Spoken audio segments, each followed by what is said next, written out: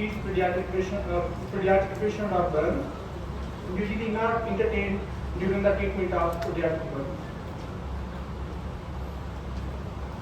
I'm thankful to Dr. Fatma Ali, who is the head of Department of Field Service Hospital Goa. She is the main author of this research. I also acknowledge the Department of Field Surgery, King Edward Medical University, because the data was collected from the King Edward Medical University. Mucormycosis is a devastating angio-invasive infection caused by mucorales fungi. Infection occurs on the inhalation of the spores or whenever the spores come in contact with the disrupted skin. The prevalence of mucormycosis is approximately 0.005 to 1.7 million per population. The incidence in Pakistan is 14 per lakh.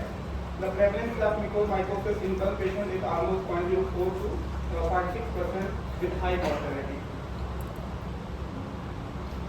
The objective of this study is to report the incidence of mucormycosis in pediatric patients with burn and associated mortality.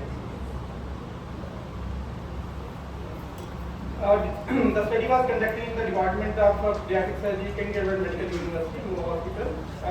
It is a cross-sectional survey between July 2021 to 2022. All the burn patients with extensive tissue necrosis were included in the study, and the patient presented in shock at the time of admission, not included in the study. Patients of extensive electrical burn or chemical burn are not included in the study. And the patient with no informed consent are lost their follow-up, also not included. After informed consent, all the patients fulfilling the inclusion and exclusion criteria were included in the study. The wound secreting and sometimes the skin sent for histopathology, and the fluconazole at the dose of 0.1 milligram per kg per day started empirically. The tissue of skin secreting was fixed in ceremony, and staining was done with hematoxylin and leucine in the technology lab.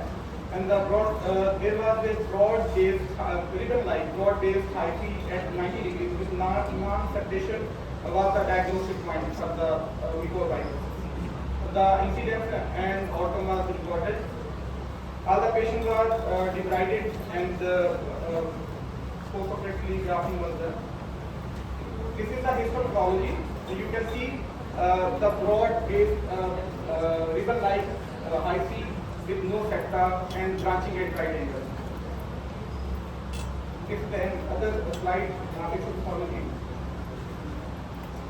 The total people were admitted were 1104, and the 23 patients suffered from extensive tissue necrosis. There were 10 females and 13 males. The age of the patient was between 6 months and 12 years. The length of the hospital stay was 16.7 plus minus 11 for 2 days. Total burn surface area ranged from 10% to 15%, predominantly scaled in 11 cases, flame burn in 8% cases, and electric burn in 4 cases. These are few pictures showing the extensive tissue necrosis and after debridement.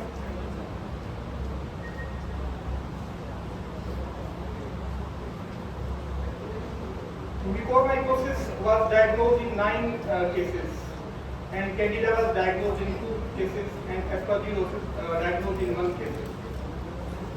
Remaining cases are having no fungal infection with superadded bacterial infection and extensive tissue necrosis. Out of 23 patients, 8 patients expired, and only 5 patients recovered, and ultimately undergone skin grafting. Out of 9 reported cases of mucormycosis, 6 patients expired and 3 patients survived, and the incidence was 0.8% recorded. The 2 survivors of the mucormycosis received the amphotericin B during the treatment course. Mucormycosis is a rare disease in field burn and should be suspected in case of extensive tissue necrosis and should be a part of treatment during when we are dealing with a field burn with extensive tissue necrosis.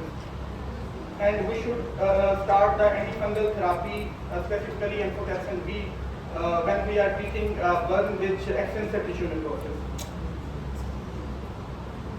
By sharing our knowledge of management of these patients, we hope we are hoping this rare fungal infection should be considered during the treatment of the patients which comes to you with extensive tissue necrosis to reduce the morbidity and mortality.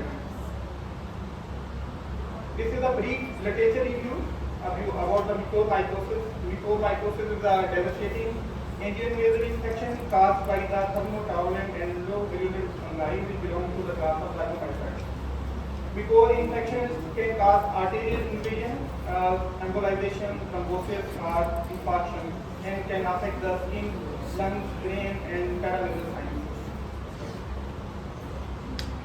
A significant percentage of patients are at risk of cutaneous mucormycosis due to serious burns. The prevalence of mucormycosis is almost 0.04% to 0.6%. In our study, it is 0.8%. Due to overuse of the antibiotics, due to prolonged use of the antibiotics and decreased normal flora of the skin and the presence of fungi everywhere in the environment and due to the disruption of the skin barrier, this fungal infection can occur. Diagnosis in the majority of the reports which were reported in the literature, the diagnosis of mucormycosis was made on the basis of extensive tissue necrosis, not by histopathology. There are numerous skin lesions are reported in the literature, but there is no pathognomonic lesion. In order to diagnose the mucormycosis, we should go for the histopathology and the culture of tissue. Treatment of the mucormycosis is extensive debridement of the tissue and the use of the antifungal therapy like amphotericin B, and after that the covering of the tissue with complication. There are many complications of the mucormycosis like venous sinus thrombosis, GI bleed, pulmonary hemorrhage, and osteomyelitis. Or there are also many complications due to the chemical therapy like amphotericin. When we are using amphotericin B for mucormycosis, it can cause nephrotoxicity, it can cause phototoxicity, hepatotoxicity, and some other complications. These are the references. Thank you.